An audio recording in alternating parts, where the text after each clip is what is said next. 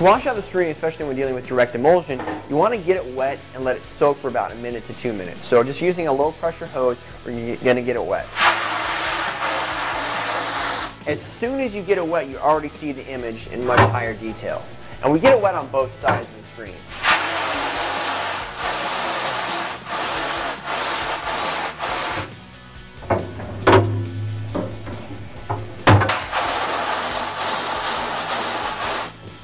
Once it's soaked, I'm going to turn the backlights of this washout sink on.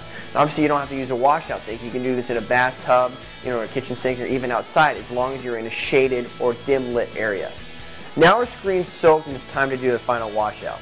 To do the final washout, I'm going to take a low pressure hose and start washing the screen out from top to bottom. I'm going to use the flat side of the screen first instead of the inside of the screen.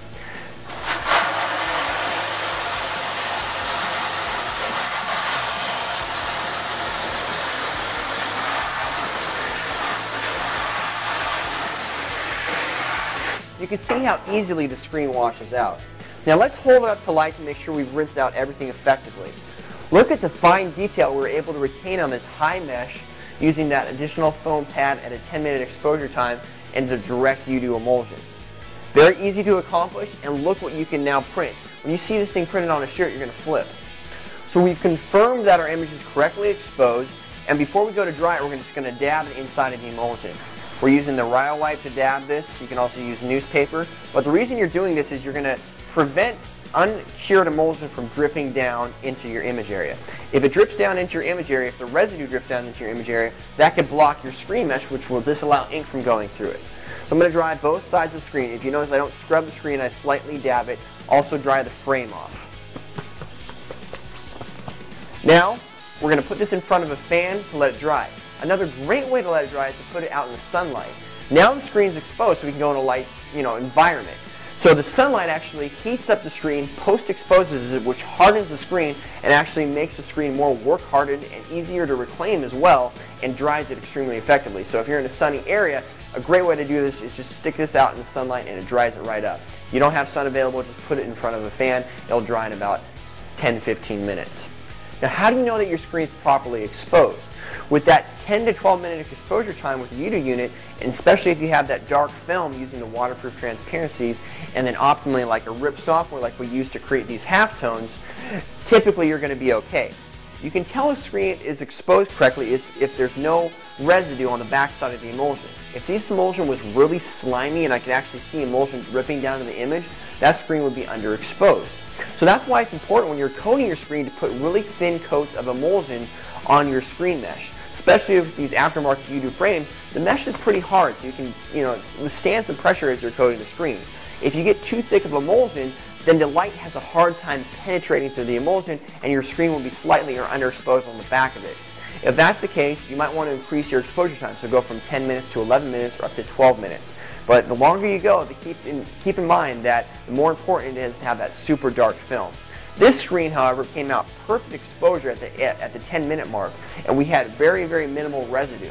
So once this is dry, it's going to be ready for printing, and it should produce a very, very high quality print. Now we're going to wash out the low mesh screen that we exposed for our glitter print. This is the 40 mesh screen that allows the glitter particles to go through it. I wanted you guys to pay attention to this washout because it is a lot different from washing out the high mesh or your standard Yudu screens. Because there's so much emulsion, you do need to be a little bit more careful during the washout. I'm going to get it wet for 2 minutes on either side like I did the other screen. As you can see in my washout process, I started out with using the hose. But because this is such a lower mesh screen, we definitely need to hit it with some more pressure. So you can either use a really high powered hose or actually switching to a pressure washer. With the pressure washer, I'm still being very careful not to blow the image out, but I'm giving it some more pressure to blow the screen out. Because it's such a thick coat of emulsion, I do need to work at it a little bit longer than my standard higher mesh sizes.